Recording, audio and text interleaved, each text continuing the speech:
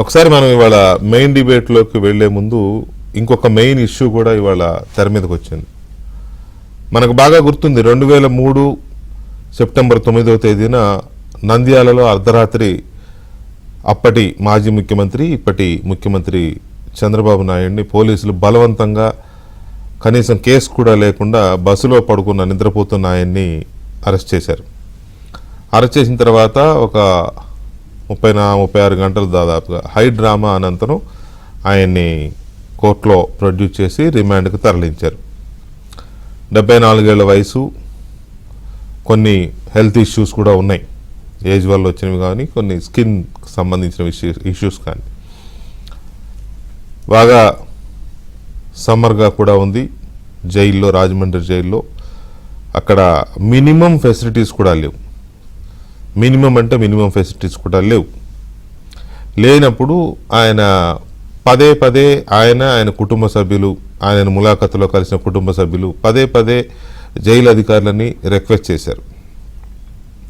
ఆయనకి ఒక western type of commode ఏర్పాటు చేయమని, అలాగే ఏసీ కావాలని, ఎందుకంటే ఆయనకి కొంచెం స్కిన్ అలర్జీ ఉంది కాబట్టి ఏసీ కావాలని, అట్లాగే పడుకోవడానికి ఒక మంచం కావాలని, ఇట్లా మినిమమ్స్ ఆయన ఆ స్థాయిలో ఉన్న వాళ్ళకి అవి మినిమం కూడా కాదు ఒక రకంగా చెప్పాలంటే.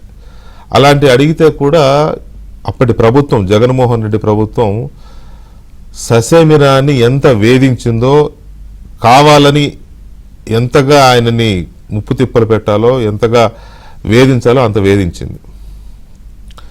స్నానానికి కొంచెం వేడి నీళ్ళు ఇవ్వండి అంటే కూడా ఇవ్వని అంత దౌర్భాగ్యపు ప్రభుత్వాన్ని ఆనాడు మనం చూసాం. ఆయనకు అసలు ఏ సౌకర్యాలు లేవు. ఏదో 1-2 పత్రికలు ఇచ్చేవాళ్ళు అంతే. అవి కూడా వాళ్ళు ఏమి ఇవ్వాలనుకున్న వాళ్ళు ఇచ్చేవారేమో.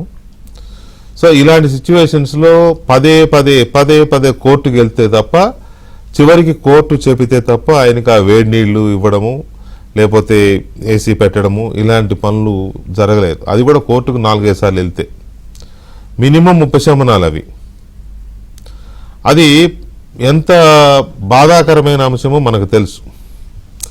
ఇదంతా ఇప్పుడు ఎందుకు చెప్పాల్సి వస్తుందంటే, వెంకట్రెడ్డి అనే ఒక అధికారి జగన్మోహన్ రెడ్డి హయాంలో గనులన్నీ మింగేసిన ఘనుడు, గనుల శాఖ డైరెక్టర్. ఈయన ఒంటి నిండా స్కామ్లే. ఈయనకి స్కామ్ల ఎలర్జీ ఉంది. ఈయనకి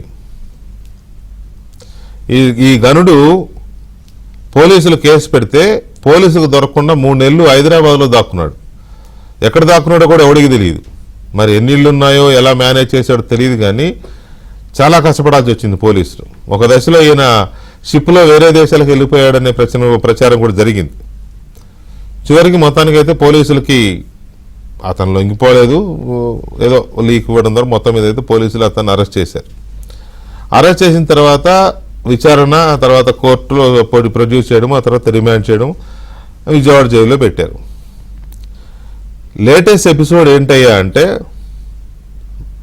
మనోడి కోసం ఒక కొత్త ఫ్రిడ్జు, ఒక కొత్త టీవీ జైలు అధికారులు ఏర్పాటు చేశారు. సరే, జైలు అధికారులు ఏర్పాటు చేస్తే ఈ విషయం కాస్త బయటికి పొక్కింది. బయటికి పొక్కి మీడియా వాళ్ళు కానీ వాళ్ళు కానీ అడిగితే జైలు ఉన్నతాధికారులు చెప్పింది ఏంటంటే, సహజంగా పెద్ద కంపెనీలు, కార్పొరేట్ కంపెనీలు కానీ, లేకపోతే కాంట్రాక్టులు చేసేవాళ్ళు కానీ జైలుకి అట్లా కాంప్లిమెంట్ కింద కొన్ని టీవీ లాంటివి ఇస్తూ ఉంటారు. అవి ఖైదీలకు ఇవ్వము, ఖైదీల కోసం సెపరేట్గా పెట్టం, వాటిని జైల్లో అందరికి ఉపయోగపడేలా వాడతామని ఆయన ఏదో కవరింగ్ ఇచ్చే ప్రయత్నం చేశారు నిన్న విశ్వజిత్ గారు అనుకుంటా, సబ్జెక్టు కరెక్షన్. కానీ ముఖ్యమంత్రి స్వయంగా ఇన్వాల్వ్ అయ్యి నివేదిక తెప్పించుకుంటే చాలా క్లియర్గా అందులో వచ్చింది ఏంటి, ఏపీ ఎండీసీ మాజీ ఎండీ వెంకటరెడ్డికి సకల రాజభోగాలు ఏర్పాటు చేశారు. వెంకటరెడ్డి కోసం జైల్లో కొత్త ఫ్రిడ్జ్, టీవీ సమకూర్చారని ఆ నివేదిక ఏర్పాటు చేశారు. నివేదిక వచ్చింది. రోజు బ్రహ్మాండమైన పంచపక్ష పరమాన్నాలతో కూడిన భోజనం బయట నుంచి. ఎలా ఇది సిగ్గుపడాల్సిన అంశం కాదా? 40 ఏళ్ల రాజకీయ చరిత్ర ఉండి అప్పటికే 15 ఏళ్లు ముఖ్యమంత్రిగా చేసిన వ్యక్తి, మాజీ ముఖ్యమంత్రిగా ప్రతిపక్ష నాయకుడు హోదాలో జెడ్ కేటగిరీలో ఉన్న నాయకుడు జైల్లో ఉంటే కనీసం స్నానానికి వేడి నీళ్లు కూడా ఇవ్వని ఇదే వ్యవస్థ ఇప్పుడు గనుల శాఖలో పెద్ద స్కామ్లో ఉండి 3 నెలలు తప్పించుకొని పోలీసులకు దొరకకుండా ఉన్న వ్యక్తిని చివరికి అతనే నేను పలానా చోట ఉన్నానని అంటున్నారు. అది అధికారికంగా చెప్పడం లేదు, కానీ అతనే ఇక లొంగిపోవడం సిద్ధంగా ఉన్నానని, లొంగిపోయినట్టు కాకుండా ఏదో అరెస్ట్ చేసినట్టుగా బిల్డప్ ఇచ్చారని చెప్తున్నారు. మరి సరే, ఏదో రకంగా మొత్తాన్ని పట్టుకొని విజయవాడ జైల్లో పెడితే ఇదే ఫ్రిడ్జు, శీతాకాలం కాబట్టి ఏసీ అవసరం లేదు కాబట్టి పెట్టలేదేమో, లేకపోతే ఏసీ కూడా పెట్టేసేవాళ్ళు అడగకుండానే. ఎందుకు ఆ మాత్రం దానికి విజయవాడ నోవాటెల్ హోటల్లోనో లేకపోతే ఇంకో చోట పెట్టొచ్చుగా. అసలు నాకు అర్థం కాదు ఏంటంటే, ప్రభుత్వం మారిందా లేదా, ఆంధ్రప్రదేశ్లో ప్రభుత్వం మారిందా లేదా, ఇంకా వైసీపీ తాబేదారుల ప్రభుత్వం నడుస్తోందా? చంద్రబాబు నాయుడు లాంటి నాయకుడికి, ఏజ్డ్ మ్యాన్కి కనీసం మినిమం సౌకర్యాలు కూడా కనిపించడానికి వెనుకాడిన ఆ జైలు అధికారులు మళ్ళీ అదే వైసీపీకి వంతపాడి అధికారంలో ఉండి స్కాముల మీద స్కాములు చేసిన ఈ వ్యక్తికి, ఈ అధికారికి ఈ రకమైన సౌకర్యాలు సమకూర్చారు అని అంటే ఏ ప్రభుత్వం ఉంది అధికారంలో?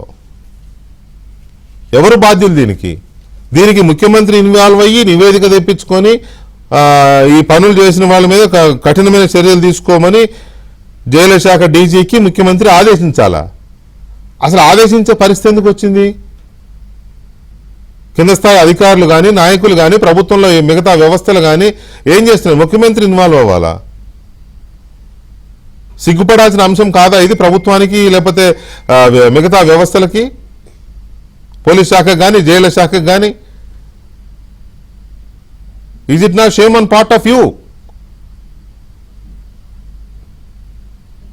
అసలు ఇంత దరిద్రంగా, ఇంత దయనీయంగా రోజు చాలా బయటపడుతున్నాయి. ఇప్పుడు మనం అసలు ఇవాళ చర్చించుకోబోయే టాపిక్ కూడా వేరే ఇంకో టాపిక్ ఉంది, అది కూడా అలాంటిదే. ప్రభుత్వం మారినా కూడా ఈ అరాచకాలు ఏంటి అనే దాని మీద మనం ముందు ఈ వెంకటరెడ్డి సంగతి ఏం జరుగుతోంది, ముఖ్యమంత్రి ఎందుకు ఇన్వాల్వ్ అవ్వాల్సి వస్తుంది, 4 రోజులుగా ఎందుకు ఇది ఇలా సాగుతోంది అనే దాని మీద ఒకసారి మా విజయవాడ కరెస్పాండెంట్ సత్య అప్డేట్స్ ఇస్తారు. Satya, good evening. Good evening VK గారు.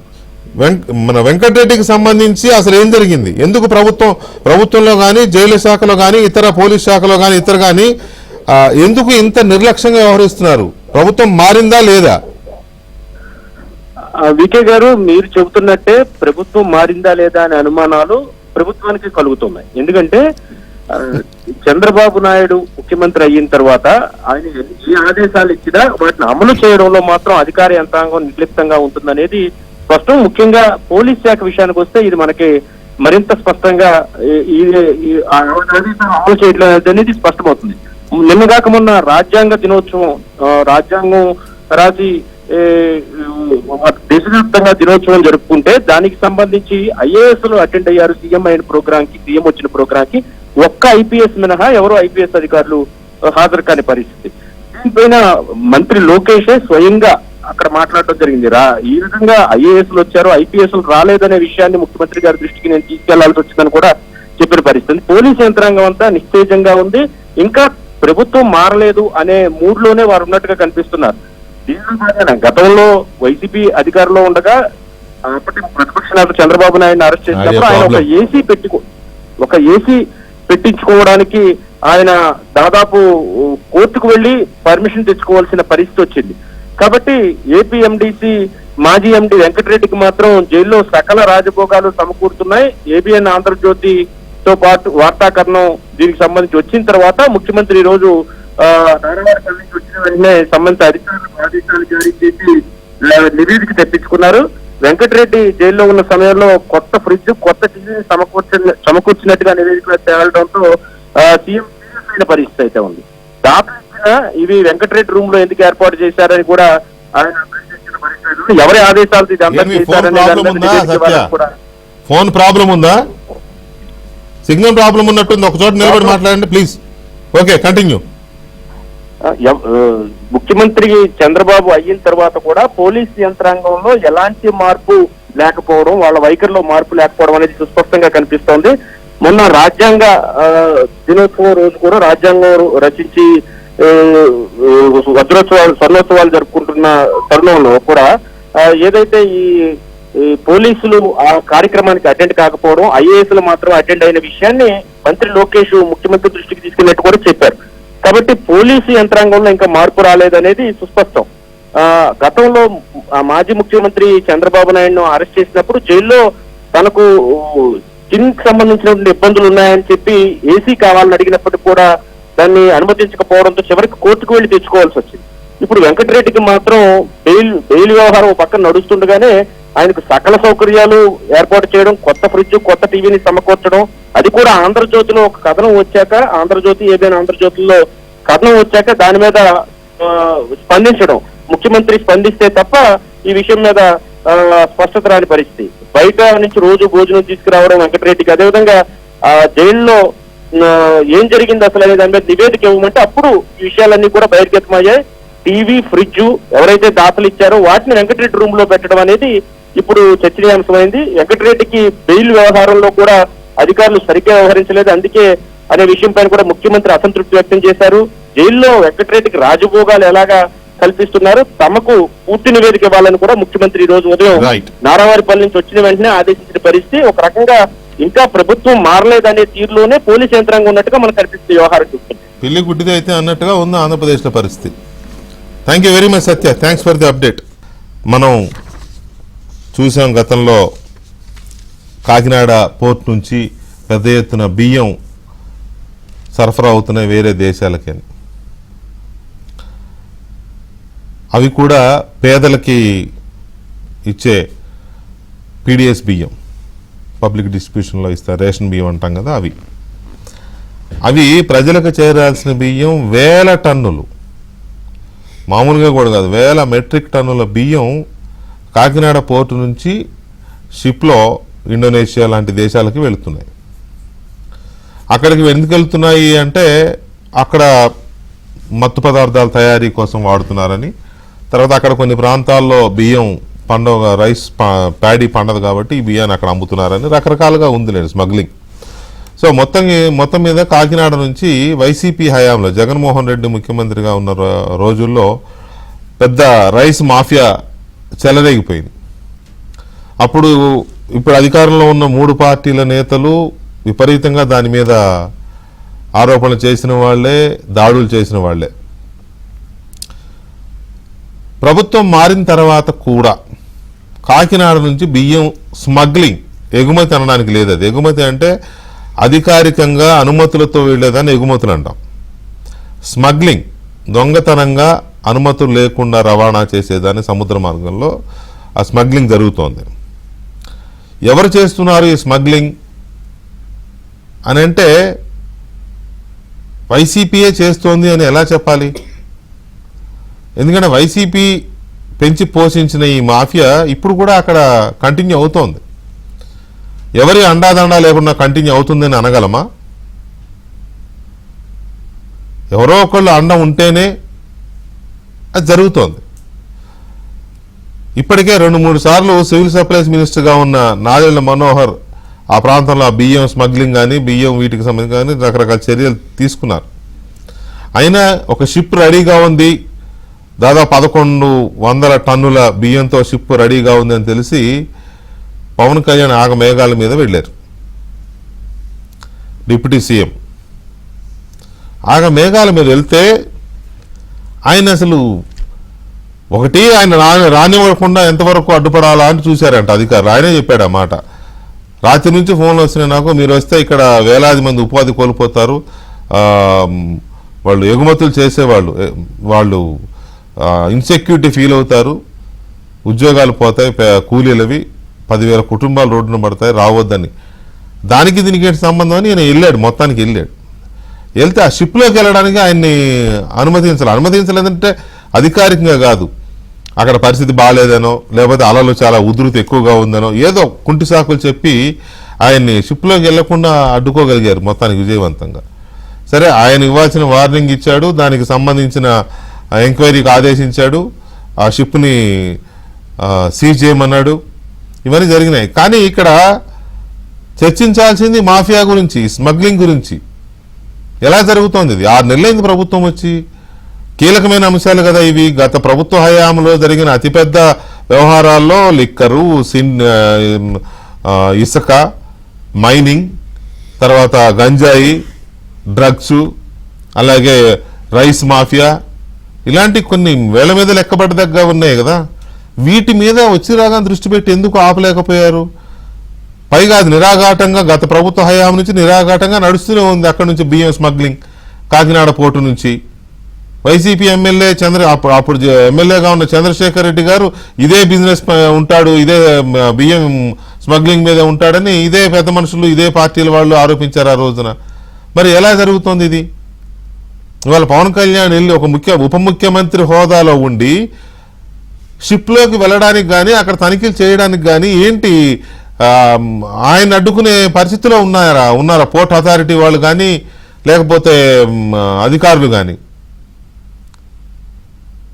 ఆయన ఆ పోర్ట్ ఏమో అరవిందో వాళ్ళది, జగన్మోహన్ రెడ్డి గారి తాబేదారులో, లేకపోతే బంధువులు, లేకపోతే partners, whatever, Vijayasai Reddy ఇయ్యంకుడు, ఎవరిదైనా కానీ అది ఇంకా వాళ్ళ చేతిలో ఉంది ఆ పోర్ట్. కాబట్టి అక్కడ మరింత స్పెసిఫిక్గా దృష్టి పెట్టాలి కదా, ఏం జరుగుతుంది అనే దాని మీద. చాలా పిటిగా ఉంది సిచ్యువేషన్. ఒక రకంగా చెప్పాలంటే దయనీయంగా ఉంది. కొన్ని ఇవి తెలుస్తూ ఉంటే పవన్ కళ్యాణే ఆశ్చర్యపోయాడు, ఇదేంటిది ఇలా ఎలా జరుగుతుంది అని చాలా సీరియస్ అయిపోయాడు ఆయన. సో దీని మీద మనతో చర్చలో పాల్గొంటున్నారు రాజకీయ విశ్లేషకులు అడుచుమిల్లి శ్రీనివాసరావు గారు, అలాగే జనసేన తాడేపల్లిగూడెం శాసనసభ్యులు బొలిశెట్టి శ్రీనివాస్ గారు. నమస్తే అండి శ్రీనివాస్ గారు. అలాగే పట్టాభిరామ్ గారు, తెలుగుదేశం పార్టీ జాతీయ అధికార ప్రతినిధి, Swachhandhra mission corporation chairman Pattabhiram గారు కూడా మనతో చర్చలో పాల్గొంటున్నారు. ముందుగా ఇవాళ పవన్ కళ్యాణ్ అక్కడ ఆయన మాట్లాడిన బయట ఒకటి ఉంది షిప్లో. అంటే ఎంత అసహనంతో ఏం చేయాలో ఒక నిస్సహాయత అనలేం, కానీ అలాగే అనిపించింది. అరే, ఒక రాష్ట్రానికి ఉప ముఖ్యమంత్రి స్థాయిలో వస్తే కూడా షిప్లోకి వెళ్ళనివ్వలేదు అనేది ఒకటి కనిపించింది. ఆయన చాలా సీరియస్గా షిప్ని సీజ్ చేయించారు. అది కాస్త ఇదిగా ఉంది. అది ఒకసారి ఆ బయట ఒకసారి విందాము. నిన్న ఆఫీసులో కూడా వస్తానంటే లేదు సార్ 10,000 మంది జీవితాలు పోతాయి సార్. ఏంటి 10,000 మంది జీవితాలు పోయారు? కోర్టు ఉన్నదేంటి మీరు కూర్చోబెట్టి స్మగ్లింగ్ చేయడానిక? Seize the ship. Any pressure comes from central government. నిన్న ఆఫీసులో కూడా వస్తానంటే లేదు సార్ 10,000 మంది జీవితాలు పోతాయి సార్. ఏంటి 10,000 మంది జీవితాలు పోయారు? కోర్టు ఉన్నదేంటి మీరు కూర్చోబెట్టి smuggling చేయడానిక? Seize the ship. If any pressure comes from central government, we'll see. నిన్న ఆఫీసులో కూడా వస్తానంటే లేదు సార్ 10,000 మంది జీవితాలు పోతాయి సార్. ఏంటి 10,000 మంది జీవితాలు పోయారు? కోర్టు ఉన్నదేంటి మీరు కూర్చోబెట్టి smuggling చేయడానిక? Seize the ship. If any pressure comes from central government, we'll see. అంటే అది చాలా చిన్న క్లిప్, అది చాలాసేపు మాట్లాడాడు ఆయన, కానీ అందులో ఉన్న ఆగ్రహం కానీ అది చాలాసేపు కనిపించింది. 10,000 మంది కుటుంబాలు పోతాయని నన్ను ఆపే ప్రయత్నం చేశారు. ఏంటి 10,000 కుటుంబాలు పోయేది? స్మగ్లింగ్ కోసమా? మనం ఈజ్ ఆఫ్ బిజినెస్ అన్నాం కానీ ఈజ్ ఆఫ్ స్మగ్లింగ్ అనలేదు అంటూ చాలా ఇదిగా మాట్లాడుతూనే సీజ్ ద షిప్, ఒకవేళ ఏమైనా సెంట్రల్ గవర్నమెంట్ నుంచి ప్రెషర్స్ వస్తే ఐ విల్ సీ అని కూడా అన్నాడు ఆయన. సో శ్రీనివాస్ గారు, ఏంటి ఈ కాకినాడ నుంచి ఎందుకు ఈ రైస్ స్మగ్లింగ్, రైస్ మాఫియా ఎందుకని ఆగడం లేదు? ప్రభుత్వం మారిన తర్వాత కూడా వీళ్ళు ఏ ధైర్యంతో చేయగలుగుతున్నారు? ఎవరి అండదండలతో చేస్తున్నారు? అందరికీ నమస్తే అండి. మీ ప్రేక్షకులకి, నా సోదర మిత్రులందరికీ కూడా నమస్కారం. ఈరోజు పవన్ కళ్యాణ్ గారు ఒకటే ముందు చెప్పారు, నాదెండ్ల మనోహర్ గారు వెళ్ళి ఒకసారి చెక్ చేసిన తర్వాత 3 నెలల తర్వాత కూడా అధికారులు ఏ రకమైన యాక్షన్ తీసుకోలేదు. ప్రజలకి మనం ఎలాంటి మెసేజ్ పంపిస్తా ఉన్నాం, ఆరంభ సౌరత్వమే కానీ దీన్ని ఏది చేయలేరనే విషయాన్ని ప్రజల్లో చర్చ జరగకూడదు. ఈ తప్పు ఏదైతే ఉందో ఈ తప్పును మనం ఖండించాలి అనే ఉద్దేశంతో పవన్ కళ్యాణ్ గారు ఈ రోజు పట్టుదలగా మరి ఢిల్లీ నుంచి డైరెక్ట్ గా కాకినాడ వెళ్ళడం, అక్కడి నుంచి షిప్ దగ్గర కూడా వెళ్ళడానికి అనేక ఆంక్షల్ని అక్కడ ఉన్నటువంటి అధికారులు విధించిన విషయాన్ని ఆయన స్వయంగా చెప్పిన విషయం మనకు తెలుసు. మన సీలోకి ఇప్పుడు వెళ్ళకూడదండి, రస్తీ ఉందండి, చాలా కష్టం అండి, అక్కడ ఎక్కలేవండి, అది ఇది అని చెప్పిన సందర్భం కూడా మనం విజువల్స్ లో కూడా మీరు చూపించారు, చాలా మీడియా కూడా మనం చూపించిన సందర్భం. ఇవన్నీ ఎప్పుడు జరుగుతూ ఉన్నాయి సార్. ఇదివరకు పట్టాభి గారు, మిత్రుడు పట్టాభి గారు కూడా నాతో కూడా లైవ్ లో ఉన్నారు. ఆయన కాకినాడ వెళ్ళి ఈ ప్రయత్నాన్ని అడ్డుకునే ప్రయత్నం చేశారండి. ఆ రూలింగ్ లో ఉండగా ఎంత రౌడీజం చేశాడంటే చంద్రశేఖర్ రెడ్డి పట్టాభి అనేవాడిని అసలు కాకినాడలో అడుగు పెట్టనివ్వండి అని చెప్పి పెద్ద హడావుడి చేసిన సందర్భం కూడా నాకు గుర్తుంది సార్.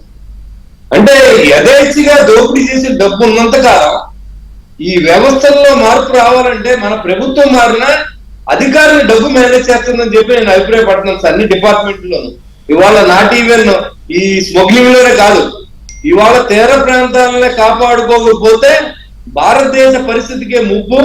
ఎక్కువ తీర ప్రాంతం ఆంధ్ర రాష్ట్రంలో 984 కిలోమీటర్ తీర ప్రాంతం ఉన్న ప్రాంతం.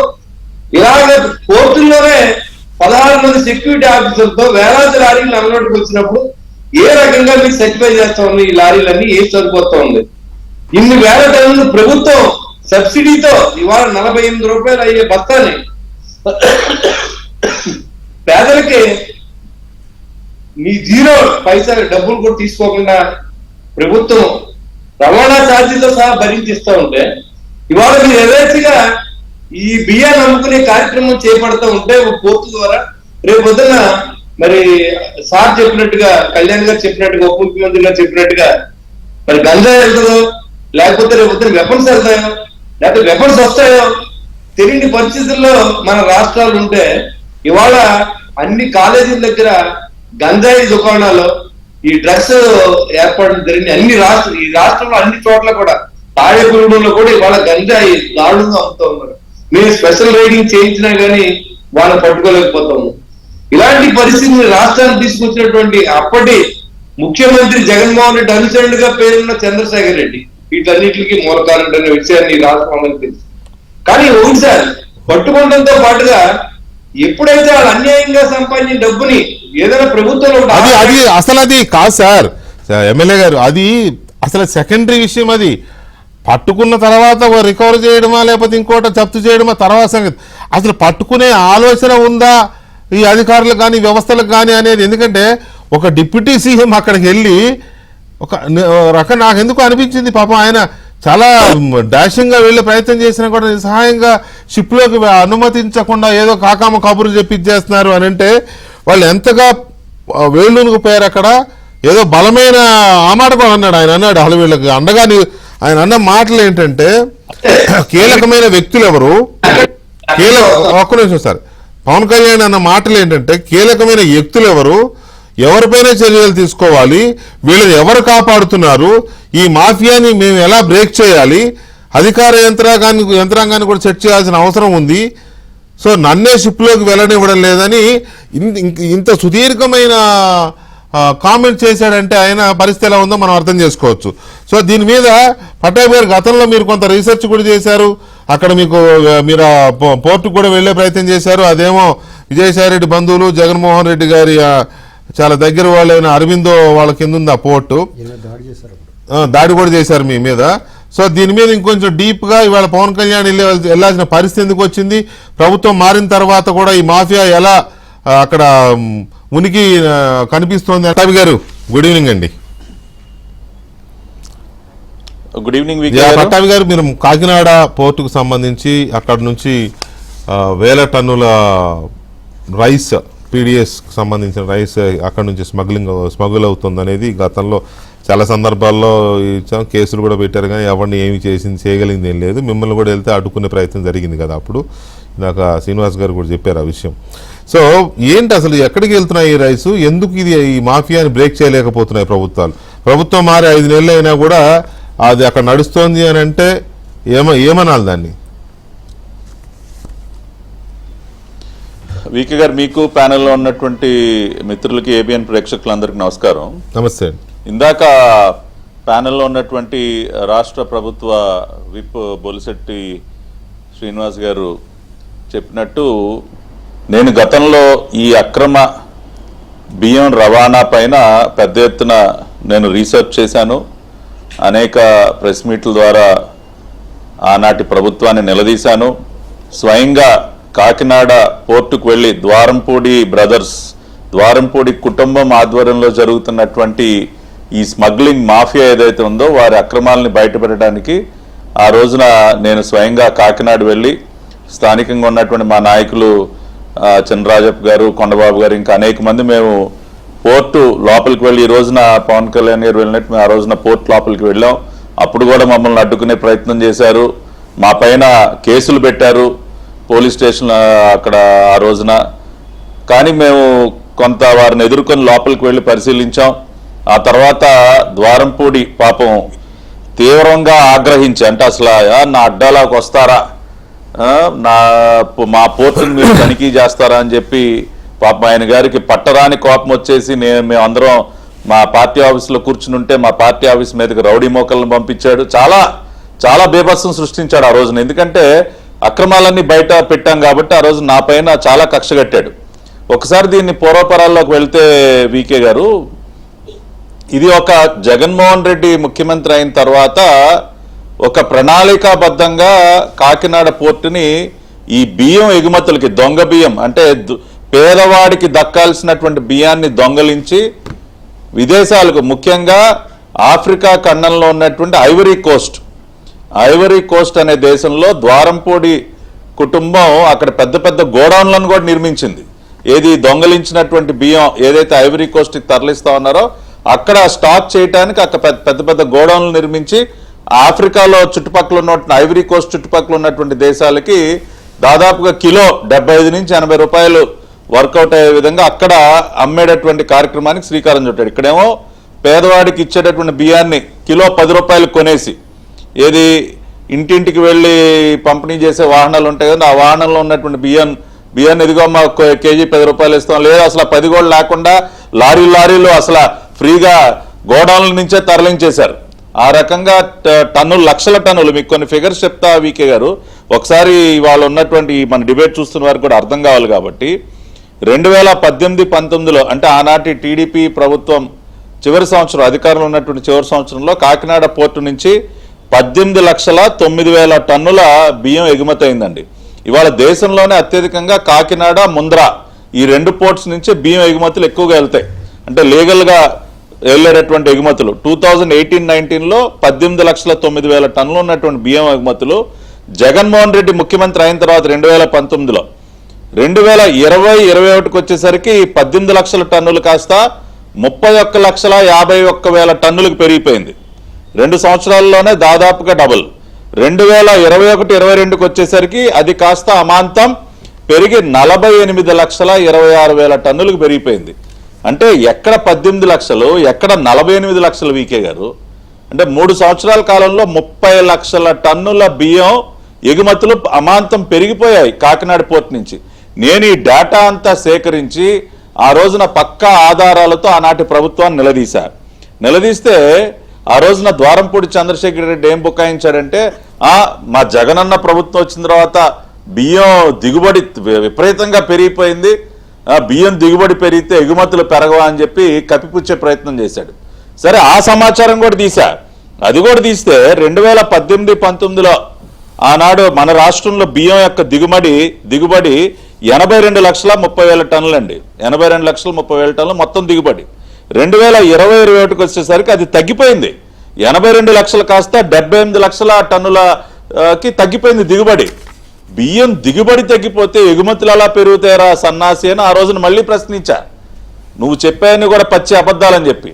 అప్పుడేం చెప్పాడు, ఇది మన రాష్ట్రం కాదు, ఛత్తీస్గఢ్, తెలంగాణ నుంచి కూడా వస్తుంది బియ్యం, ఇక్కడి నుంచే ఈ 3 రాష్ట్రాల బియ్యాన్ని ఇక్కడి నుంచే ఎగుమతి చేస్తా ఉన్నాం అని చెప్పి మళ్ళీ ఏదో కలరింగ్ ఇచ్చే ప్రయత్నం చేస్తే, మళ్ళీ అది కూడా మొత్తం డేటా తీస్తే 3 రాష్ట్రాలు ఏపీ, ఛత్తీస్గఢ్, తెలంగాణ 3 రాష్ట్రాలు కలిపి 2018-19లో 2,14,00,000 టన్నుల బియ్యం ఉత్పత్తి దిగుబడి వస్తే 2020-21కి వచ్చేసరికి 2,14,000 2 కోట్ల 2,14,00,000 3 రాష్ట్రాల దిగుబడి.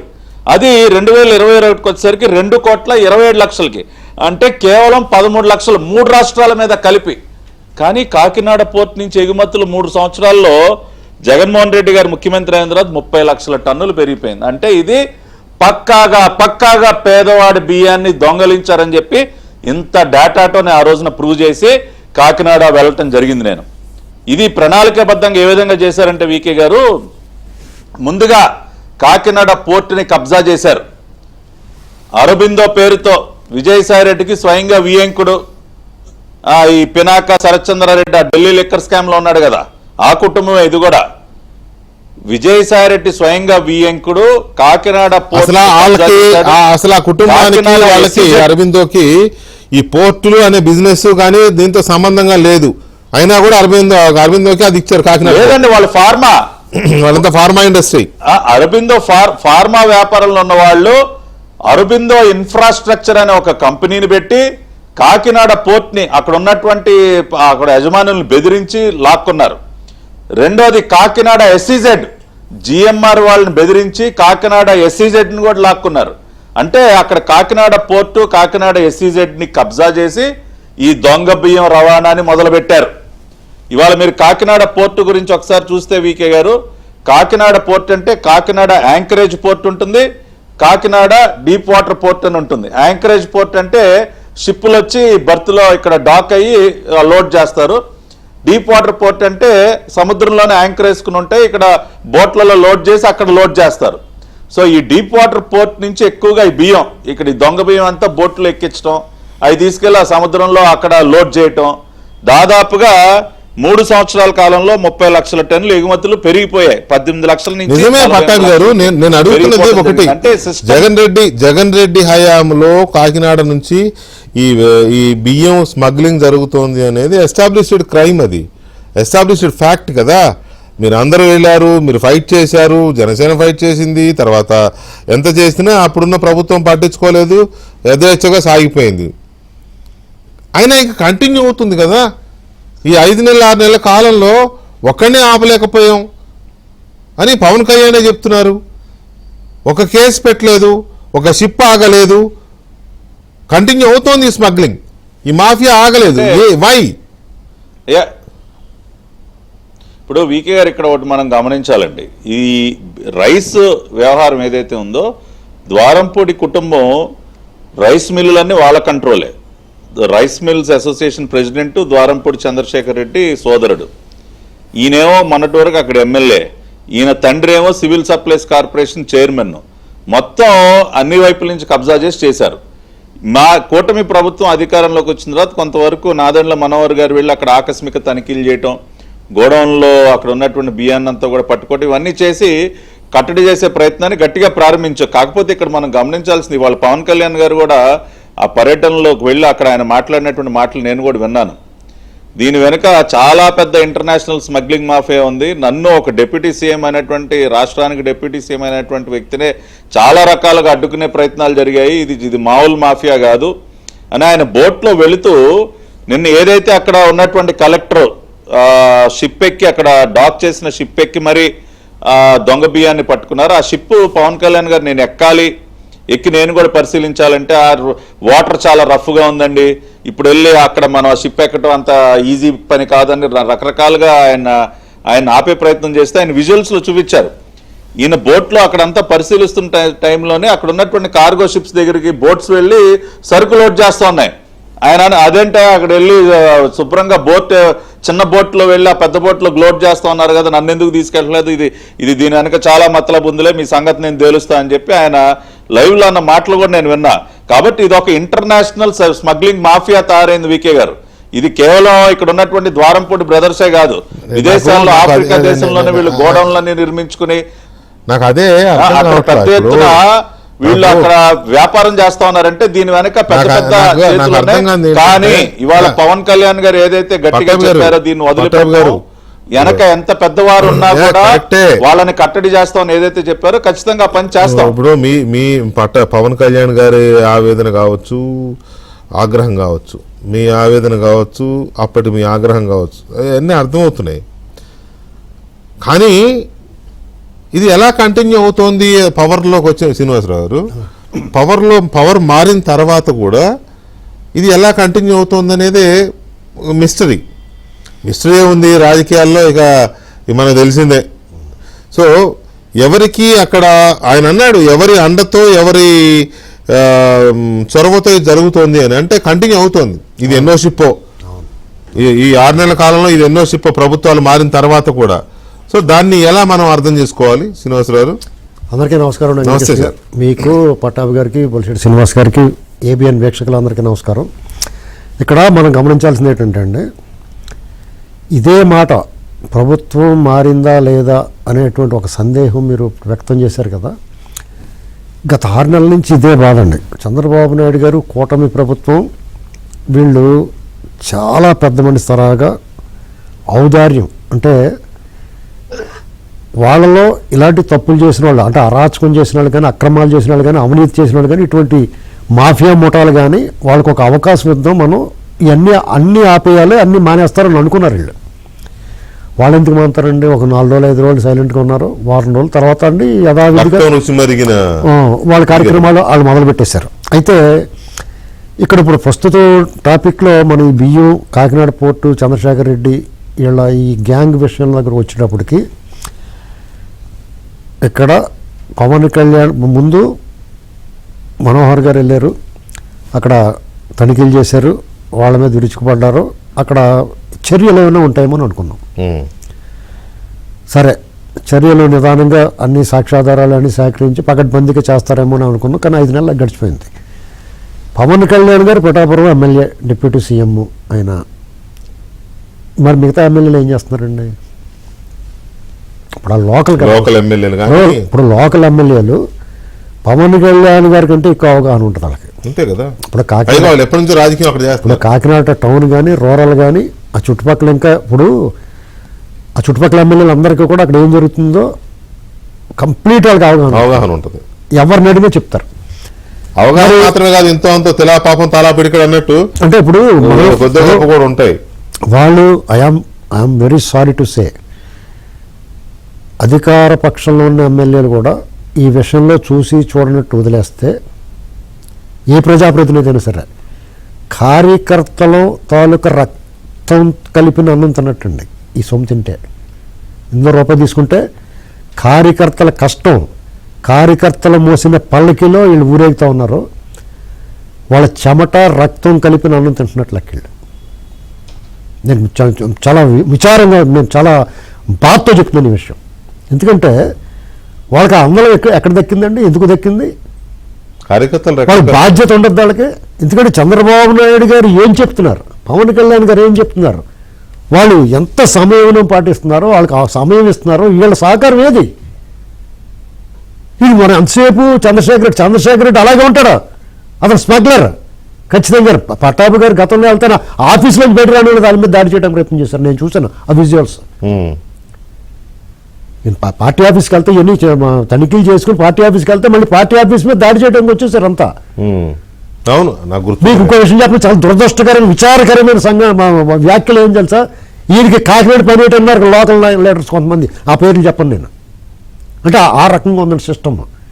ముందు మన సిస్టమ్ రెడీ చేసుకోకుండా ఎలా ఉండేవారండి ఈ ఎమ్మెల్యేలు కానీ, పులుల్లాగానే వీళ్ళు సామాజికంగా, ఆర్థికంగా, రాజకీయంగా బలపడిపోయి ఇది కాకపోతే ఇంకో పార్టీ అన్నట్టు బలిసిపోయి ఉన్న తర్వాత ఏ రకంగా మీరు ఫైర్ ఉంటుందని వెళ్ళడం చాలా బాధగా ఉందండి ఇది. ఎందుకంటే 82 నుంచి పార్టీని చూసి మనిషిగా చెప్తున్నాను నేను. ఇప్పుడు పవన్ కళ్యాణ్ గారు వెళ్ళి తనిఖీ చేయాలి అక్కడ. వాళ్ళు ఏం బిగుతున్నారు? ఈ మాట అంటే బాధ వచ్చేది వాళ్ళందరికీ. ఖచ్చితంగా బాధ వస్తారని ఉండే చేయగలిగిందే ఉంటుంది. అలా కాదండి, ఇప్పుడు ప్రభుత్వం తెలియదా అక్కడ షిప్లు వస్తున్నాయని, షిప్లు వెళ్తున్నాయని లోకల్ వాళ్ళకి తెలియదా?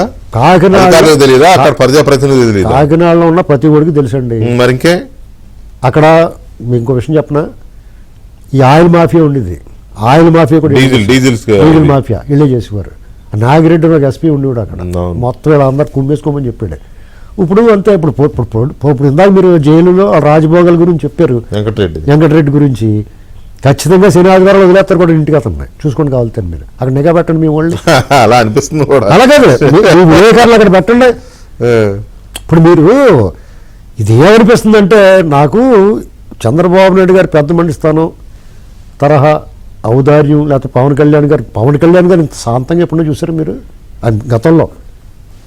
ఇంత పద్ధతిగా వీళ్ళు వ్యవహారం చేస్తుంటే దీన్ని వాళ్ళు వేరే విధంగా తీసుకుని చెలరేగిపోతుంటే నేను అందుకునే మొదటి నుంచి చెప్పానండి, జగన్మోహన్ రెడ్డి వాళ్ళ నాన్న కూడా విత్తనాలు చల్లేసాడండి ఇక్కడ, విషపు మొక్కలన్నీ వేసేసాడు ఇక్కడ ఆంధ్రప్రదేశ్. 2004 ఇప్పుడు ఇవాళ మొలిచిన మొక్కలు కాదు ఇవి, ఇంగ్లీష్ తుమ్మలాగానే అట్లా చావు ఉండదు, ఆత్మకి చావు ఉండదు, ఆత్మ నాశనం కాదనంటే ఇంగ్లీష్ తుమ్మ అనేటువంటిది నాశనం ఉండదు, ఆ చుట్టుపక్కల భూగర్భ జలాలు అంతా పీల్చేస్తాయి.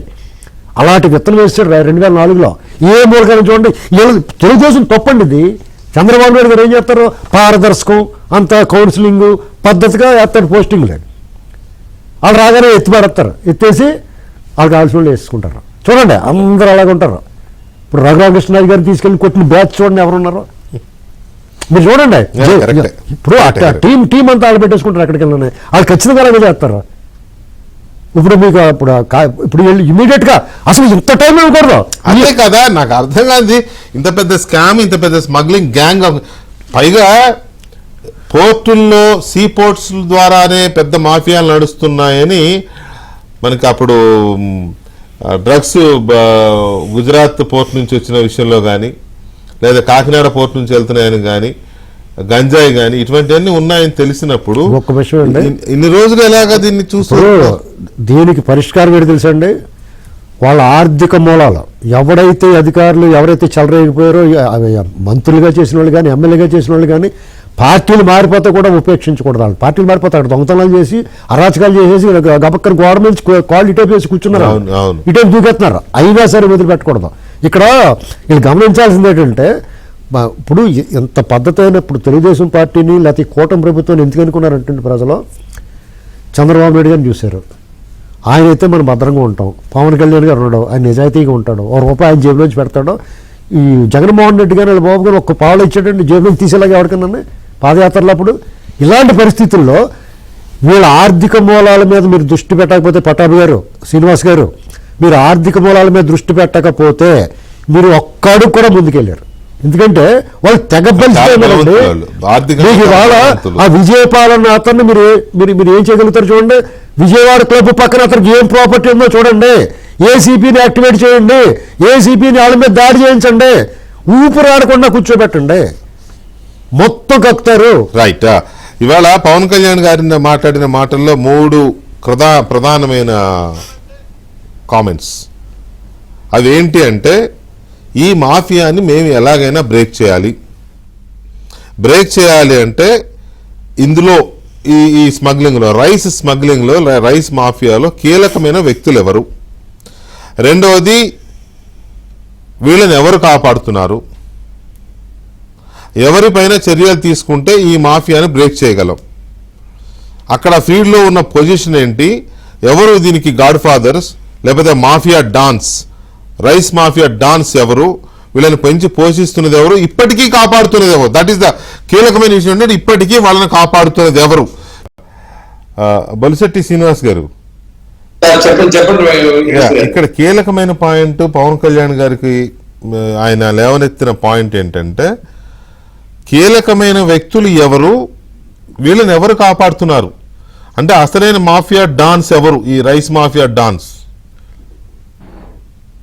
యాక్చువల్గా అండి, ఏదైతే ఇది వరకు కోట్లాది రూపాయలు పడకలేదు సంపాదించారు, శ్రీనివాస్ గారు కూడా చెప్పారు. మీరు ఇందాక చెప్పినప్పుడు టైం అయిపోయింది నాకు. యాక్చువల్గా ఏంటంటే, ఈ ఆర్థిక మూలాలు ఏదైతే ఇది వరకు సంపాదించిన డబ్బు అయినా ప్రజల డబ్బే కాబట్టి, అది ఆ డబ్బుని అదుపు చేయలేకపోతే ఈ చట్టాన్ని కాపాడుకోవడం అనేది చాలా ఖచ్చితంగా ఉన్నట్టుందండి. శ్రీనివాస్ గారు కూడా చెప్పారు, ఖచ్చితంగా ఆ డబ్బుని ఆ మూలాలని నరకాలి. ఇప్పుడు జరిగే ఏదైతే ఈ తప్పులు జరగకుండా చూడాల్సిన ఈ 2 సైమల్టేనియస్ జరిగితేనే ఇది కంట్రోల్ అవుతుంది వికే గారు, లేకపోతే చాలా కష్టం. ఎందుకంటే ఇవాళ చూశారు కదా, సీఎం గారు చెప్తేనే కానీ ఆ జైలు ఏం చెప్తూ తెలుసుకొని అధికార యంత్రాంగాన్ని పెట్టుకుని రాష్ట్రం నడుపుతున్నాం మనం. అవును, ఇప్పుడు అధికార యంత్రాంగం చూడవలసిన పని సీఎం గారికి ఉన్న పరిస్థితుల్లో ఈ రాష్ట్రాన్ని ఎలా నడపాలని ఆలోచన సరిపోతుంది. ఓ పక్కన ఇలాంటివి కూడా చూడాలని ఎంత కష్టం ఆలోచించి. అలాంటే అన్ని చోట్ల కూడా ఏదైతే అన్యాయంగా సంపాదించిన డబ్బు ఉందో ఆ డబ్బుతోనే మళ్ళీ ప్రభుత్వాన్ని ఏదో రకంగా ఈ 4 సంవత్సరాలు గడిపితే మళ్ళీ ఈ డబ్బు ఇదే రకంగా ప్రజలకు ఇచ్చి మళ్ళీ నెగ్గొచ్చు. ఈ అధికారులు ఏ రకంగా అయితే లోపరుచుకున్నామో ఈ డబ్బుతోనే మళ్ళీ చేయాలని ఆలోచనలో ఉన్నటువంటి జగన్మోహన్ రెడ్డి గారిని ఖచ్చితంగా ఎవరైతే కోట్లాది రూపాయల రాష్ట్ర ప్రభుత్వం ప్రజల యొక్క డబ్బు కొట్టేశారో వీళ్ళందరి దగ్గర ఆర్ఆర్ యాక్ట్ ప్రకారం రికవర్ చేయాలి. ఎవిడెన్స్ ఉంటే కూడా బహిరంగ ఊరికి కూడా ఎవరైతే రాజకీయాల్లో వచ్చి నేను సేవ చేస్తానన్నారో వాళ్ళందరూ శిక్షించినప్పుడు ఇది కంట్రోల్ అవుతుంది వెంకటకృష్ణ తప్ప నిజంగా పవన్ కళ్యాణ్ ఎన్నిసార్లు తిరుగుతారు సార్? అక్కడ లోకల్ ఎమ్మెల్యేలు అలాంటి వాళ్ళు ఉన్నారు, అధికారులు ఉన్నారు, మరి అందరికీ తెలిసి స్ట్రాటజీస్ ఇది మాత్రమే వెళ్తాయి. కానీ అక్కడికి వెళ్ళి చూడడానికి సహకరించిన అధికారులు మాత్రం మన కంట్రోల్లో లేరనేది అర్థం అవుతుంది. డిప్యూటీ సీఎం హోదాలో ఆయన వస్తేనే అక్కడికి వెళ్ళకూడదు సార్, ఇక్కడికి వస్తే అదే వచ్చు సార్, ఇదే వచ్చు సార్ అని చెప్తున్నారు. ఒకసారి మనోహర్ గారు క్వశ్చన్ చేశారు, అయినప్పుడు కూడా దాని మీద అధికారులు యాక్షన్ తీసుకోలేదంటే అధికారుల మీద ప్రభుత్వం తక్షణం యాక్షన్ తీసుకునే ఏర్పాటు చేయాలని చెప్పి కూడా నేను ప్రభుత్వంలో ఉన్నాను కాబట్టి నేను కూడా దీన్ని ముఖ్యమంత్రి గారి దృష్టిలో పెట్టి ఈ ఏదైతే ఈ తప్పులు చేసే అందరి మీద అధికారులను కూడా మనం ఖచ్చితంగా యాక్షన్ తీసుకుంటామని చెప్పి కూడా ప్రజలకే ఒక నమ్మకాన్ని కలిగించే ప్రయత్నం సార్. ఎందుకంటే డబ్బుకి మనం ఎవరో సరిపోని పరిస్థితి. ఇవాళ చూడండి ఏబిఎన్ మాట్లాడితే ఏబిఎన్ మీద అవసరం అయితే 100 కోట్లు దావా చేస్తారు అన్నాడు. చూసారు కదా ఎవరు మాట్లాడితే ఇప్పుడు ఓడిపోయిన తర్వాత కూడా ఖజానాను దోచుకున్న వ్యక్తి బహిరంగంగా రోడ్ల మీద ఛాలెంజ్ చేస్తూ ఉంటే ఇక సామాన్యుడు ఏ రకంగా ఈ రాష్ట్రంలో మనుగోడు సాగిస్తాడని కూడా ఒక క్వశ్చన్ ఎదురవుతుంది. కాబట్టి ప్రభుత్వం ఖచ్చితంగా దీని మీద స్ట్రాంగ్ గా నిర్ణయం తీసుకుంటది. మీరందరూ కూడా దీనికి బాబు గారికి సపోర్ట్ చేద్దాం, పవన్ కళ్యాణ్ సపోర్ట్ చేద్దాం, అధికారులు కూడా యంత్రాంగాన్ని పనిచేసి బాధ్యత తీసుకుంటామని చెప్పి నేను తెలియజేస్తాను. రైట్. పట్టాభి గారు, ఈ విషయంలో చంద్రశేఖర్ రెడ్డి, ద్వారంపూడి చంద్రశేఖర్ రెడ్డి అని ఆయన బాగా రైస్ మాఫియాలో ఆరితేరిన వాడు అనేది సరే మొదటి నుంచి ఆరోపణలు ఉన్నాయి, చాలా ఇదిగా జరుగుతోంది. అది ఆయన ఒక్కడితోనే ఆగిందా? ఆయన పైన ఉన్న వాళ్ళు, ఆయన వెనుకున్న వాళ్ళు ఎవరు లేరా? పవన్ కళ్యాణ్ అడుగుతున్నది ఎవరు? అదే ముఖ్యమైన వ్యక్తులు ఎవరు, వాళ్ళని కాపాడుతున్నది ఎవరు, అసలు పెద్ద వ్యక్తులు ఎవరు, దీన్ని ఎలా బ్రేక్ చేయాలి అనే దాని మీద ఆయన ఫోకస్ పెట్టాడు. ఏంటి దీనికి ఎలా తీగలాగితే డొంక అంటాం కదా, తీగ ఎక్కడ పట్టుకోవాలి, ఆ డొంక ఎక్కడికి వెళ్ళుద్ది? తాడేపల్లి దాకా వెళ్ళే అవకాశం ఉందా ఇందులో?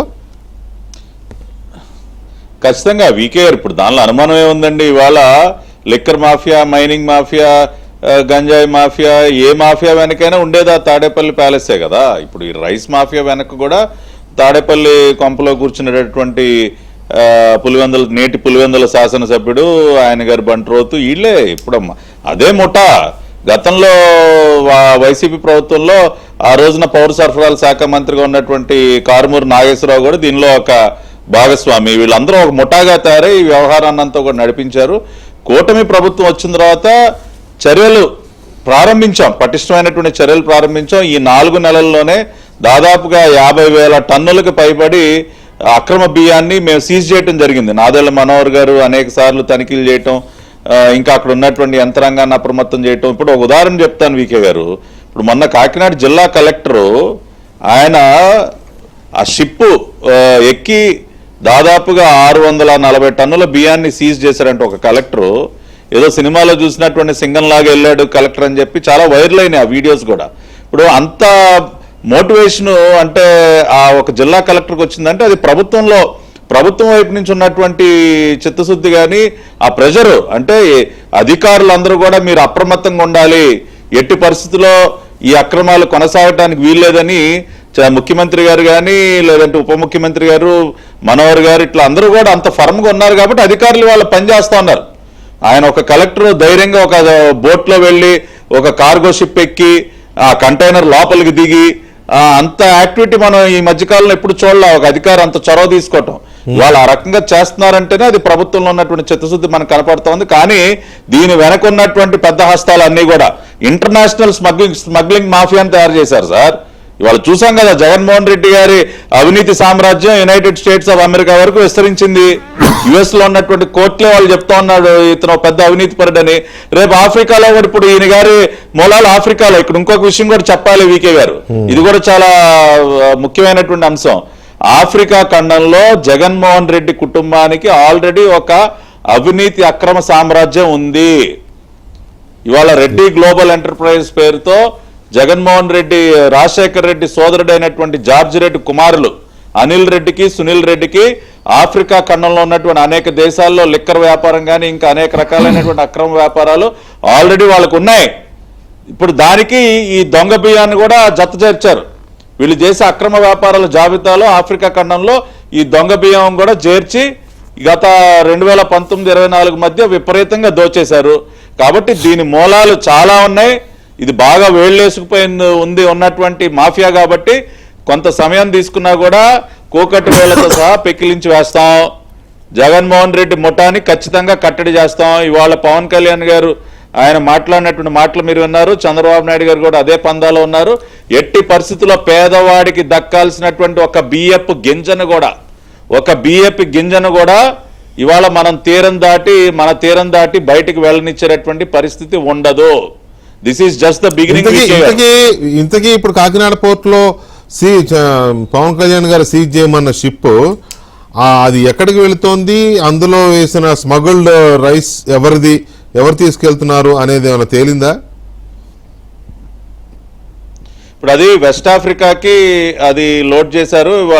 ఇవాళ మన ఈ కస్టమ్స్ వాళ్ళు కూడా దానిపైన దృష్టి పెట్టారు. ఆ ఎక్స్పోర్టర్కి వాళ్ళు నోటీసులు ఇచ్చారు. ఆ బ్యాంక్ గ్యారెంటీలన్నీ కూడా అడిషనల్ తీసుకున్నారు. అది దర్యాప్తు ఆల్రెడీ కూడా పై స్థాయిలోకి ప్రారంభమైంది. వాళ్ళు అఫీషియల్గా కూడా దీన్ని రికార్డ్ చేశారు. కాబట్టి ఇదంతా కూడా స్టార్ట్ అయింది. వికే గారు, ఇది నిన్న కలెక్టర్ సీజ్ చేసినటువంటి బియ్యానికి సంబంధించి ఆల్రెడీ ఆ ఎక్స్పోర్టర్కి నోటీసులు ఇవ్వటం, అడిషనల్ బ్యాంక్ గ్యారెంటీస్ తీసుకోవటం, ఇవన్నీ కూడా చేసి ఇన్వెస్టిగేషన్ స్టార్ట్ చేశారు. ఇవాళ డిప్యూటీ సీఎం గారు కూడా వెళ్ళారు. కాబట్టి ఫర్దర్గా ఇంకా దీని వెనక్కి అది ఎట్లా వెళ్ళింది, అక్కడికి ఏ రకంగా చేరింది వాళ్ళు చూస్తే ఇప్పుడు అరబిందో పోర్టు అన్ని షిప్పులు అన్ని లక్షల టన్నుల సరుకు ఎగుమతి అవుతుంటే 15 మంది ఉన్నారంట సెక్యూరిటీ. అది కూడా ఇవాళ పవన్ కళ్యాణ్ గారు చెప్తా ఉన్నారు. అవును, ఇంత పెద్ద ఎత్తున ఇక్కడ జరుగుతూ ఉన్నాయి కార్యకలాపాలన్నీ, 15 మంది సెక్యూరిటీ. ఆ రోజున మమ్మల్ని ఆపడానికి మాత్రం ఒక 100 మందిని పెట్టారు. కాబట్టి ఇవన్నీ కూడా చూసి ఇప్పుడు మనకు కూడా మెరైన్ పోలీసింగ్ ఉంది. మెరైన్ పోలీసింగ్ వ్యవస్థని పటిష్టపరచాలి. ఒక పోర్ట్ అథారిటీ ఉంది. మనకు కూడా కొన్ని వ్యవస్థలు ఉన్నాయి. మ్యారిటైమ్ బోర్డు ఉంది. మ్యారిటైమ్ బోర్డుకి చైర్మన్గా మొన్న రామచర్ల సత్య గారిని నియమించారు. ఇట్లా వీళ్ళందరూ ఉంది, ఒక వ్యవస్థ అంతా కూడా ఉంది. దాన్ని ఇంకా కూడా యాక్టివేట్ చేసి అన్ని రకాలుగా కూడా మన రాష్ట్రానికి దేశంలోనే రెండో అతిపెద్ద కోస్ట్ లైన్ ఉంది. దాదాపు 1000 కిలోమీటర్ల Coast line. After Gujarat, Andhra Pradesh has the longest Coast line. కాబట్టి దీన్ని సెక్యూరిటీ పరంగా కూడా వాళ్ళు ఇంకొక మాట కూడా అన్నారు. ఇప్పుడు ముంబైలో ఆ రోజున కసాబ్ లాంటి తీవ్రవాదులు దిగిపోయారు. మరి రేపు ఇంత బలహీనంగా మన వ్యవస్థ ఉంటే రేపు తీవ్రవాదులు కూడా ఇంకా గన్ స్మగ్లింగ్ రకరకాలుగా వైజాగ్లో చూసాం కదా, 25,000 కిలోల డ్రగ్ కంటైనర్ వచ్చి ల్యాండ్ అయింది. ఇప్పుడుగా మనం మేల్కొనకపోతే వాళ్ళ కృష్ణపట్నం పోర్టు ఏంటి, గంగవరం పోర్టు, కాకినాడ పోర్టు, ఇప్పుడు బందర్ పోర్టు కడుతున్నాం, విశాఖపట్నం పోర్టు, 1000 కిలోమీటర్ల కోస్ట్ లైన్లో ఇంకా అనేక పోర్టులు రాబోతా ఉన్నాయి. కాబట్టి ఈ వ్యవస్థనంతా కూడా సెక్యూరిటీ పరంగా పటిష్టపరచాలి. స్మగ్లింగ్ అనేది పూర్తిగా కట్టడి చేయాల్సిన బాధ్యత మా పైన ఉంది. కాబట్టి అన్ని రకాలైనటువంటి మెకానిజమ్స్ ని ఇంటిగ్రేట్ చేసి, ఎవరికి వారు కాకుండా ఇంటిగ్రేటెడ్ గా ఇవాళ డ్రగ్స్ పైన ఈగిల్ అనేటటువంటి ఒక ప్రత్యేకమైనటువంటి దళాన్ని సృష్టించాం. వాళ్ళకి ఒక మొత్తం అన్ని కూడా వాళ్ళకి ఇస్తా ఉన్నాం. అదే విధంగా కోస్ట్ లైన్ మనకు మ్యారిటైమ్ పోలీస్ ఎవరైతే ఉన్నారో కోస్ట్ గార్డ్ వాళ్ళతో కూడా ఇంటిగ్రేట్ చేసుకుని, కోస్ట్ గార్డు, మ్యారిటైమ్ పోలీసు వీళ్ళందరూ ఇంటిగ్రేట్ అయ్యి వీళ్ళందరూ కలిసి పనిచేసే విధంగా ఒక వ్యవస్థను ఖచ్చితంగా రూపొందిస్తాం. వికే గారు, రైట్. శ్రీనివాసరావు గారు, ఇక్కడ port authority, local revenue officials, local civil supplies officials, తర్వాత వీళ్ళతో పాటు కోస్ట్ గార్డ్స్, లేకపోతే మెరైన్ పోలీసింగ్, వీళ్ళందరూ ఉన్నారు కదా. వీళ్ళందరికీ తెలియకుండా వీళ్ళందరూ చేతులు కలపకుండానే ఇది సాధ్యమవుతుంది. మీకు ఒక విషయం చెప్పనా, అందరూ దొంగలేనండి. అసలు అందులో మొహమాటమే లేదు. వీళ్ళు చిత్తశుద్ధితో చర్యలు తీసుకోవాలంటే ఇంకా బాబు గారు కానీ, కూటమి ప్రభుత్వం కానీ, ఆ నాయకులు, అదే వాళ్ళ అధికారులు అందరూ కూడా శుద్ధపూసల కింద ఉన్నారేమో, అందరినీ చర్య చేసేటండి. అతను సిస్టమ్ని అత్యాచారం చేశాడు జగన్మోహన్ రెడ్డి. చట్టాన్ని, బాబు గారి పాలసీ ఏంటంటే చట్టాన్ని తన పని తాను చేసుకుని ఇస్తాడు ఆయన. జగన్మోహన్ రెడ్డి ఉన్నప్పుడు చట్టాన్ని తన పని చేయమన్నాడు. ప్రభుత్వం మారిన తర్వాత కూడా తన కోసమే పని చేయమన్నాడు. వాళ్ళు అలా సెట్ చేసుకున్నాడు. ఇప్పుడు మీకు దీని పరిష్కారం ఏంటంటే అండి, వీళ్ళకి గత 10 ఏళ్లలో ఆస్తులు, ఆదాయానికి మించి ఆస్తులు ఎంత ఉన్నాయి, నాయకులకు కానీ అధికారులకు కానీ కంప్లీట్గా ఏసీబీ దృష్టి పెట్టాలండి అర్జెంటుగా. It right no immediate under war పుట్టింగ్లో పెట్టకపోతే చాలా ప్రమాదం వీళ్ళకి. నెక్స్ట్ ఇంకోటి ఏంటంటే, వీళ్ళు ఈ డబ్బు రికవరీ చేయలేదనుకోండి, మొన్న మధ్యన ఎలక్షన్ ముందు కంటైనర్ తాడేపల్లి నుంచి అటు ఇటు తిరిగింది చూసారా. మీరు వీళ్ళు డబ్బు, వీళ్ళు బియ్యం చూసుకుంటున్నారు. వీళ్ళు ఇప్పుడు ఒక సినిమాలోను ఇడియట్ సినిమాలో ఆలి ఇసుక తీసుకెళ్తుంటాడు చేస్తా ఉంటారు, ఆడు ఎత్తుకుపోయేది బొళ్ళు కదా, వీళ్ళందరూ బియ్యం స్మగ్లింగ్ అనుకుంటున్నారు వీళ్ళు. ఇది 1000 కోట్లు, లక్షల కోట్లు ఇతను అప్పు తెచ్చి 11 లక్షల కోట్లు, 2,80,000 కోట్లు బటన్ నొక్కడి మిగతా డబ్బు ఏమైంది? మీకు కరోనా టైంలో ఎట్రోళ్ళు కానీ అరవిందోళ్ళు కానీ స్ట్రా వేసి పీల్చేశారు బ్లడ్. వాళ్ళ మీద ఐటీ రైడ్ జరిగితే ఒక కప్బోర్డు నిండా కుక్కి పెట్టించారు. ఆ ఐటీ డిపార్ట్మెంట్ కూడా ముందే దాడులు చేశారు, హార్డ్ డిస్క్లు స్వాధీనం చేసుకున్నారు, సమాచారం పట్టుకుని అంటారు. కానీ మేము ఎంత పట్టుకున్నా వాళ్ళకి ఎంత ఫైన్ వేసి దాని గురించి మాట్లాడండి వాళ్ళు. అర్థమైందా మీకు? వాళ్ళకి అందాల్సిన చక్ర సూట్ కేసులు వాళ్ళకి అందిస్తే ఇంకేం మాట్లాడరు. మన కర్మ ఇది, ఈ సిస్టమ్ ఇలా తగలడిపోయింది మనకి. ఇదంతా కూడా ఈ బియ్యం మాటన ఈ పోర్ట్లని కబ్జా చేస్తున్నారు. మొత్తం కంటైనర్ సముద్ర తీరం మొత్తాన్ని కబ్జా చేశారు. అసలు మీకు ఇంతకన్నా ఒక అద్భుతమైన విషయం చెప్పిన, వీళ్ళు చేసే పని ఇది చూడటానికి సిల్లీగా ఉంటుంది. అంతర్జాతీయ సముద్ర జలాల మీద ఎవరికీ ఒప్పుకుండదు. ఒక షిప్ పెట్టుకుంటాడు అక్కడ, వీళ్ళ డబ్బు అంతా అక్కడ పంపేస్తాడు. వీళ్ళకి ఎప్పుడు కావాలంటే అప్పుడు స్పీడ్ బోట్ వేసుకెళ్ళి తెచ్చుకుంటాడు. మన ఎలక్షన్కి అలాగే పంచారు.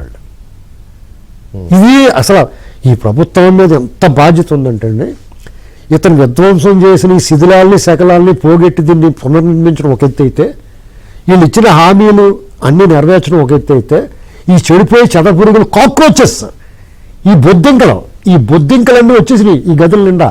వీళ్ళన్నిటికి మందు కొట్టి వీళ్ళన్నిటిని రెడీ చేసుకుని ఈ కాక్రోచెస్ వెళ్ళగొట్టడం అన్నిటికన్నా పెద్ద టాస్క్. ఇక్కడ ఈ ప్రభుత్వం వాళ్ళు చాలా కేర్ఫుల్గా ఉండాలి. ఎందుకంటే అండి ఈ మాఫియా శక్తులు చాలా పవర్ఫుల్ మీరు చూడండి జైల్లో కరెక్టే. ఇప్పుడు మీకు వెంకటరామరెడ్డి అని ఉద్యోగ సంఘాల నాయకుడు ఎంత డెలిబరేట్ గా పార్టీ చేసుకుంటారు కూడా వాళ్ళ సెక్రటరియట్ లో ఉండి పార్టీ చేస్తూ మళ్ళీ హడావుడి చేసే ప్రయత్నం కదా. వీళ్ళు అడుగు తీసి అడుగు పెట్టలేపారు, వీళ్ళు గుమ్మం దాటి పైకి అడుగు పెట్టలేపారు. చంద్రబాబు నాయుడు వద్దు పెట్టడానికి వీల్లేదని చెప్పడానికి వెళ్ళిన అధికారులను కూడా అతను నిలబెట్టేశాడు. ఇప్పుడు దీని పరిష్కారం కూడా ఉందండి. ఆ మాట నేను అన్న కానీ గమకనంత పెద్ద అయింది ఇక్కడ. పెద్ద అంటే చంద్రబాబు నాయుడు గారిని కాదు, ఆ వెళ్ళిన అధికారులని. ఇప్పుడు ఇక్కడ మీకు ఏమవుతుంది తెలుసండి, వీళ్ళందరూ తెగబలిసి అవినీతి సొమ్ముకు అలవాటు పడిపోయారు. ఏం మొహమాట లేకుండా చెప్తున్నాను. వీళ్ళు 30 సంవత్సరాలు 25 సంవత్సరాలు నిజాయితీగా పనిచేస్తారండి. ఇలాంటి జగన్మోహన్ రెడ్డి వచ్చినప్పుడు లేదా రాజశేఖర రెడ్డి వచ్చినప్పుడు ఒక్క దెబ్బ సెటిల్ అయిపోతారు, ఒక్క దెబ్బ కొట్టి సెటిల్ అయిపోతారు, లైఫ్ సెటిల్ అయిపోతారు. వాళ్ళు రాజకీయ పార్టీలు పెట్టేస్తారు, తర్వాత మళ్ళీ రాజకీయ పార్టీలు ఎన్ని తిరిగేస్తూ ఉంటారు, ఏదైనా చేసేస్తారు, 100,000 ఎకరాలు కొనేస్తారు. తర్వాత కులాన్నో మతాన్నో ప్రాంతాన్ని అడ్డం పెట్టుకుని మన మీద దాడి చేస్తారు. ఇంకోటి ఏంటో తెలుసా, దీని పరిష్కారం ఈ అధికారులు వాళ్ళ మాట వింటలేదు కాబట్టి, వీళ్ళ అధికారులు వీళ్ళు ఎంత చెప్పినా వింటలేదు కాబట్టి మిలిటరీ పీస్ ఎన్డీఏ ప్రభుత్వం పైన కింద డబుల్ ఇంజిన్ సర్కార్ అక్కడ కేంద్ర హోంశాఖని రిక్వెస్ట్ చేసి కరుడు కట్టిన మిలిటరీ అధికారులు వాళ్ళకి ఏమి ఫీలింగ్స్ చూడాలి. పవన్ కళ్యాణ్ గారు అది కూడా అన్నాడు, కేంద్ర హోంశాఖ కూడా రిపోర్ట్ రాస్తాను. అలా కాదండి, రిపోర్ట్ రైటింగ్ కాదు, కీలకమైన స్థానాల్లో మిలిటరీ అధికారులు పెట్టాలి. అదే ఇప్పుడు ఏం చేస్తారు, ఎందుకంటే సీరియస్ అయిన తర్వాత దాన్ని చూస్తూ వదిలేస్తారు అనుకోలేము మనం. ఏం చేస్తారు చూద్దాం. Thank you very much Srinivasarao గారు, పట్టాభి గారు థ్యాంక్ యూ అండి, అలాగే బొలిశెట్టి శ్రీనివాస్ గారు ఎమ్మెల్యే గారు థ్యాంక్ యూ వెరీ మచ్ అండి చర్చలో పాల్గొన్నందుకు.